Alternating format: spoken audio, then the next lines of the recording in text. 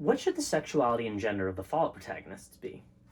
Well, your first response is probably, it depends. These are narrative-driven RPG protagonists. Their sexuality and gender should be fluid, fluctuating based on the whims of the player. And that's a great response. But if we wanted canon Fallout protagonists with set sexualities and genders, what then should they be? To which your second response is, well, technically we already have canon Fallout protagonists, and you are unfortunately correct again. However, what information we do have about the canon Fallout protagonists is haphazard at best, scattered across 3 decades, multiple studios, and 7 games of diversified writing quality. No, my intention today is to create my own fanon continuity, basically a set timeline of all 7 games with set protagonists, and determine what their sexuality and gender should be based off narrative congruency, gameplay mechanics, and the surrounding context of the games. Let's start at the beginning. Fallout 1's protagonist, the Vault Dweller, and this is actually one of the easier ones to figure out. You see, Fallout 2 is the sequel to Fallout 1. Riveting analysis here, folks, I know. The point being, the protagonist of Fallout 2, the Chosen One, is the direct descendant of the Vault Dweller, meaning the Vault Dweller ends up in a straight relationship, as their offspring eventually leads to the Chosen One. Now, while we can argue about bisexuality, honestly, it's the first game of the series. Let's give the straights a freebie. They can just have this one: the Vault Dweller is straight. On to their gender, and we can figure this out with 3 factors which solidify the decision for me: breeding, resources, and heroism. You see, the Vault Dweller is basically kicked out of the vault by the Overseer. Sure, they're tasked with a mission, but it's pretty safe to assume that the Vault Dweller is chosen because they're expendable. So, we can look at these 3 factors and make an assessment on the Vault Dweller based upon their value to the vault. Number 1. Breeding. What is the purpose of the vaults? To survive until the surface is safe again and then to repopulate. To that end, maintaining a large and stable breeding population will always be the primary concern of the vault. Now, is a man or a woman more important for breeding? Well, they're both needed for conception, but after that, you don't really need the guy anymore, whereas the woman is needed for the next 9 months. If you have a large enough breeding population, one man can even impregnate multiple women. Or hell, sperm can even be stored for future use. Within the context of a societal breeding program, a man is simply more disposable than a woman, and thus more likely to be sent out into the wasteland. Number 2. Resources. Fallout 1's inciting instant is a damaged water chip, putting Vault 13 on a timer of ever-diminishing resources. Now, which gender is more beneficial in an enclosed location with limited supplies? Well, why don't we ask NASA? Recent studies indicate that women are more suited for the restraints of space travel. They require less oxygen, less food, and less water. Meaning, if the vault needs to get rid of somebody to free up resources, a man is more likely to be sent out of the vault. Number 3. Heroism. The alternate history of Fallout's pre-war America was a hyper-nationalist capitalist patriarchy. The diverging timeline means that without the Vietnam and Iraq wars to humble America, their inflated beliefs in their own supremacy and dominance would continue long into the post-war future. The US government's suppression of civil rights movements would only further exacerbate the issue of male dominance in society. Within the cultural context of Fallout's America, if you need something done, if you need a hero, you turn to a man. And that's just what the Overseer does. You see, the Vault Dweller isn't actually the first person sent out from Vault 13. The Overseer has already sent out 2 other residents into the wasteland, Ed and Telerius, both men. Combining all 3 of these factors together, I think it's pretty clear that the Vault Dweller should be a man. Which, unfortunately, means that as much as it pains me to say so, I think the protagonist of Fallout 1, the Vault Dweller, should be a straight man. Now, onto the protagonist of Fallout 2, the Chosen One.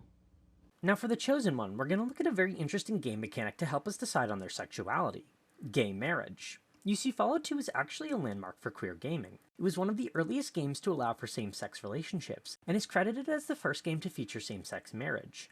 Fallout's gone woke. Now sure, the wedding happens under threat of violence, but like, what good relationship doesn't? I think for the sake of Fallout 2's contribution to the queer history of gaming, it would be disingenuous to not have the Chosen One be a homosexual. I mean, if you're gonna put in the opportunity to get gay married, then they should get gay married. Now, while the Chosen One's sexuality can be easily locked in, we're gonna look at 3 factors to determine their gender: cultural importance, narrative conflict, and familial parallels. Starting with cultural importance. Unlike the Vault Dweller, who's basically kicked out of their home and sent on a suicide mission, the Chosen One is the child of the village elder. They were trained from birth, completed mystical trials, and were sent on a sacred quest with the fate of the village on their shoulders. The Chosen One is important within their culture. So, does the tribe of Arroyo place more emphasis on one gender over another? Now, while I hesitate to call Arroyo a matriarchy, it's clear that women are treated with a great deal of respect in the tribe. The Vault Dweller's spouse, Pat, who in this continuity is a woman, her death triggers the Vault Dweller's eventual departure and transfer of power to the next generation. The current leader of Arroyo, the Elder, is also a woman and is greatly respected and valued for her wisdom. Interestingly, while in most tribal cultures healers and seers are usually represented by women, instead, in the tribe of Arroyo, a man fulfills these duties, further cementing the idea of Arroyo as a female-led society. Women's control of the tribe could also be symbolically represented through their use of the moon for ritual mournings, as the moon is often connected to femininity. Now, while it's nothing concrete, it does push us towards the idea of a female chosen one. Number 2. Narrative conflict. Characters who are opposites make for good protagonists and antagonists. This isn't new writing advice, it's a staple for a reason. The poor hardworking kid versus the rich spoiled brat. The rigid fundamentalist versus the free-flowing iconoclast. So, who are the antagonists of Fallout 2, and do they have a gender that would work better as a protagonist? The villains of Fallout 2 are the Enclave, a secret shadowy version of the US government that has emerged and seeks to wipe clean the wasteland to allow for their own colonization. The villain of Fallout 2 is the Patriarchy, a group of shriveled old white men hidden in bunkers leading disparate lives from the very populace they seek to rule over. These privileged men with no connection to the real world pass judgment on human lives as though it were a chessboard, and continue to reinforce the same tired, gendered pre-war stereotypes and restrictions. So, if the antagonists of Fallout 2 are decaying old men living in futuristic bunkers with archaic gender and sexuality roles, it would be pretty fitting if the protagonist was a young, vibrant woman from a ramshackle village with New Age beliefs, female leadership, and homosexuality. Can you imagine how giga-tilted the US president would be if he got low-diffed by a country girl lesbian? Number 3. Finally, and perhaps simplest, I really like the familial parallel between the Vault Dweller and the Chosen One. Of the 7 Fallout protagonists, these are the only 2 who are directly related. The idea of a straight man being succeeded by his granddaughter, a gay woman, is, well, just kind of cozy. I like the idea of a man kicked from his vault, without a purpose, finding his destiny, and fulfilling his duty to the future generation. And I love the idea that he's helped to build a tribe where his granddaughter can be accepted, regardless of her sexuality or gender, and give her the freedom to follow in his footsteps and save the wasteland. Given all this, I think it fits very well for the protagonist of Fallout 2, the Chosen One, to be a gay woman. Now, on to the next Fallout game. Fallout Tactics? That can't be right. Technically canon? Oh god. Okay. Let's figure out the sexuality and gender of, the warrior. Well, for sexuality, we're going to look at 2 factors, narrative comparison and gameplay mechanics. We already discussed narrative conflict in the previous section, however this time we'll be putting a twist on it. A simple way to create animosity between the protagonist and the antagonist is to give them contrasting views or character traits. Narrative comparison is the opposite, where we give our protagonist and antagonist similar traits and see how they differ despite their connection. This often leads to the classical, "we're not so different, you and I" speech. So again, who's the villain of Fallout Tactics? Well, there are a few. There are the Raiders, the Beast Lords, the Super Mutants of Gamerin, but it's pretty clear. The big bad of the game is the Calculator, a supercomputer using the cryogenically preserved brains of Vault Zero's residents as processing power as it attempts to cleanse the wasteland. So, if we want to create a narrative comparison, then the optimal sexuality for the warrior would be asexuality. A protagonist and antagonist who feel no attraction and can't be distracted from their single-minded quest to defeat their enemy. The Calculator is cold, uncaring, and emotionless. I think this narrative comparison would work best then if the warrior is emotional, hot-blooded, and deeply empathetic. Not only does this play against the tired stereotype of asexual people as emotionless robots, but it adds a contrast to the antagonist and protagonist. Despite their asexuality innately connecting them, they couldn't be more different, as the warrior is truly and utterly human, as they fight for their friends, their people, and their pride as a warrior of the Brotherhood. Now, do the gameplay mechanics of Fallout Tactics support this interpretation of the warrior's sexuality? Well, yeah. Fallout Tactics is a turn-based tactical combat game. It's basically a whole new genre, and throws out most of a typical Fallout game's choice-based gameplay, dialogue, and deep character connections. Through this lens, it would be easy to consider the mechanics systematically representing the warrior's aromantic asexuality. So, with sexuality out of the way, what should the gender of the warrior be? Well, the warrior is recruited by the Brotherhood. Now, the Brotherhood of Steel is gender neutral, and both men and women can serve as paladins and rise through the ranks, so that doesn't help us. However, we do know that the warrior was recruited from one of the tribes of the Midwest. Unlike the tribe of Arroyo, all three of the tribes we see in Fallout Tactics are patriarchies, each being led by a town father. And while we can't know the makeup of each tribe's warriors, I would hazard a guess that a patriarchal tribe would have a higher percentage of male warriors. Unfortunately, as Fallout Tactics lacks many of the roleplay aspects that the series is known for, there aren't many other features or narrative elements that we can use to determine an ideal gender. So, with what we've got available, I think the protagonist of Fallout Tactics, the warrior, should be an asexual man. Now, on to Fallout 3 and the Lone Wanderer. Bethesda's initial foray into the Fallout universe was hampered by a number of narrative and mechanical choices, many of which will end up limiting the options for our protagonist. The sexuality of the Fallout 3 protagonist is pretty easy to figure out. You see, Bethesda added these cool perks, Lady Killer and Black Widow. Lady Killer unlocks additional romantic or flirty dialogue options for female NPCs, and Black Widow does the opposite, unlocking romantic and flirty dialogue for male NPCs. The issue, of course, being that Lady Killer can only be chosen by male player characters, and Black Widow can only be chosen by female player characters, making it so that functionally, the only sexuality that the Lone Wanderer can be is straight, which is tragic to have forced upon a person, because that is a bottom-tier sexuality. Figuring out what the gender of the Lone Warrior should be is a struggle because narratively, there's really no meat to chew on. The story of Fallout 3 is basically just the stories of Fallout 1 and 2 smushed together and then retold by a drunkard who forgot a number of details. Colonel Autumn and John Henry Eden are just Frank Horrigan and Dick Richardson with the edges sanded off. And when a square becomes a circle, we lose a lot of the finer details that might make characters of separate genders feel different within the world. How different factions treat you based on your gender and their view of that gender within society are fascinating, and I want you to explore them. Not just sweep everything under the rug and say they're exactly the same. So, if there's no differences between a male and female protagonist narratively, then we kinda have to make our choice based on mechanics. The mechanics being the perks we already discussed, Lady Killer and Black Widow. Which one gives more meaningful options to the player? Firstly, as the majority of characters in the Wasteland are male, the damage buff from Black Widow is more valuable. Secondly, Black Widow gives much more unique dialogue options than Lady Killer. And finally, the only notable NPC of importance who can be influenced through either perk is Mr. Burke, meaning Black Widow gives more value in both quantity and quality of its options. So, given the restraints we're working with, I think it's fair to say that the Lone Wanderer should be a straight woman. Now, on to Fallout New Vegas and the Courier. What should the sexuality of the Courier be? Well, interestingly, the New Vegas devs kept the perks Black Widow and Lady Killer from Fallout 3. However, they also added Cherchez la Femme, a perk for female player characters that unlocks same-sex romance options for other women, and Confirmed Bachelor, for male player characters that unlock same-sex dialogue options for other men. Meaning, you can be straight, or gay, or take both perks and be bisexual, which is the best sexuality. I mean, it's easy S tier. This bisexuality is subtly reinforced by the fact that, damn, I want to fuck everybody in the Mojave.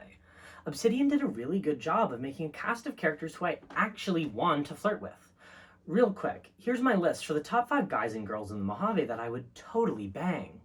Big eye! So, with a damage bonus to all enemies and access to flirting with some of the best characters in the series, I think bisexuality is the clear choice for the Courier. Now, we're going to look at 3 concepts for deciding the Courier's gender: narrative conflict, mechanical availability, and meta-narrative congruency. Number 1. Narrative conflict. Who is the villain of Fallout New Vegas? Now, which faction to align with has been discussed for years, on forums, YouTube comment sections, and in the brief lust-stricken moments between trans-girl makeout sessions in my bedroom. But who the villain of New Vegas is really isn't up for discussion. It's the fucking Legion. Regardless of whether you think Mr. House's economic zone or the NCR's sluggish creeping democracy is better for the Mojave, at least they actually seem to want to make it a better place. Kaisar and his LARPer Legion are on a warpath of slaughter, enslavement, and sexual torture. They treat women as property and hand them out like prizes for the sexual gratification of their soldiers. The Legion are irredeemable monsters, and are the true villains of Fallout New Vegas, regardless of how safe merchants are when traveling in their lands. So, if Kaisar and the Legion are the villains, and their ideological view of gender is that the masculinity is to be worshipped while femininity is to be subjugated, what then is the best gender to oppose the Legion's worldview? What about a gender that rejects its masculinity in favor of its femininity? That's right, I think that the Courier should be a trans woman. I think a protagonist who willingly gives up the strength and dominance of being a man and accepts their own femininity while still annihilating the Legion destroys the Legion obviously not only physically, but also completely shatters Kaisar's ideology. I also really like the parallel this creates between Kaisar and the Courier. Both shed their past selves and adopt a new name. The difference being that while Edward Sallow calls himself Kaisar, he's merely imitating another man, not being his true self, but instead a slave to the archaic traditions of masculinity. Meanwhile, the Courier surrenders their identity, and in doing so finds freedom, not only to be themselves, but to do what they truly believe is best for the Mojave. Number 2. Mechanical availability. Trans women are women regardless of whether they take HRT, but if our Courier wanted access to estradiol, would they be able to find it, and would they even want it? Well, interestingly, thanks to Dr. Usanagi with the Followers of the Apocalypse, we know that biomechanical implants are available within the Mojave. If you can get Nemean subdermal armor and Phoenix monocyte breeders, I'm pretty sure we could get an Artemis automatic estrogen injector. The Courier's willingness to upgrade and enhance their body further speaks to their convictions of change and personal progress. And finally, number 3, meta-narrative congruency. God, I love words. Meta-narrative congruency means a harmony between the narrative within the story and the encompassing meta which surrounds it, the story of the game's creation, of its studio, and of the community that claimed it. Now, if you've been on the internet for any amount of time, you've probably seen Trans Girls Love Fallout New Vegas, and I'm no exception. It's on my top 14 games of all time. Now, why trans girls love Fallout New Vegas so much is an age-old question. I personally believe it's because of the game's unabashed sense of freedom. Choice is deeply cathartic to a trans girl who's been burying her identity, on top of the game's empathetic and endearing exploration of queer characters. The unsupportive family of Veronica, Arcade's struggle to connect with his father and his legacy. These characters are treated as real people with hopes and dreams, struggling in a cruel and unfair wasteland. I think the reflection of trans girls as a community loving Fallout New Vegas being represented through the Courier's own transition to that of a woman is deeply thematically resonant. Therefore, I think that the Courier should be a bisexual trans woman, and yes, I am aware that that is a self-insert. On to Fallout 4 and the Sole Survivor. Bethesda's back at the wheel, baby. Now, personally, I don't think Fallout 3 is a great Fallout game.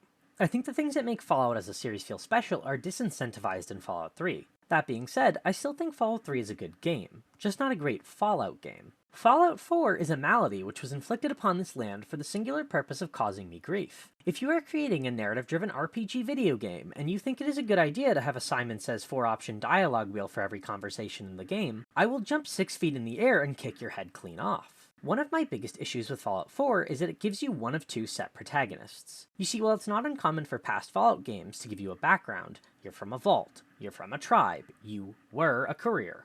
You're still mostly free. Sure, you're connected to a place or have a profession, but what age your character is, how they act, their relationships, most of that is still up to the player. The most egregious example being Bethesda's other game, Fallout 3, where you're forced to be 19 years old and search for your father. Fallout 4 is worse. You can be Nate, or you can be Nora.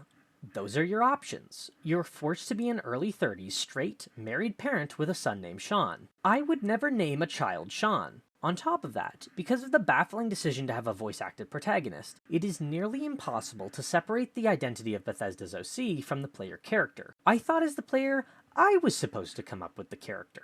Now, if we're looking at this from a canon perspective, which one of the two, Nate or Nora, should be the protagonist of Fallout 4? Well, that's also really not up for discussion. You see, within the first hour of Fallout 4, the sole survivor kills a Deathclaw in power armor. So with no training, the protagonist kills one of the apex predators of the wasteland and successfully pilots advanced military technology. Now with that in mind, is it more likely that the sole survivor is Nora, a lawyer, or Nate, a trained military veteran who fought in the Sino-American War? It's Nate. The protagonist of Fallout 4 is Nate. So, what's Nate's sexuality and gender?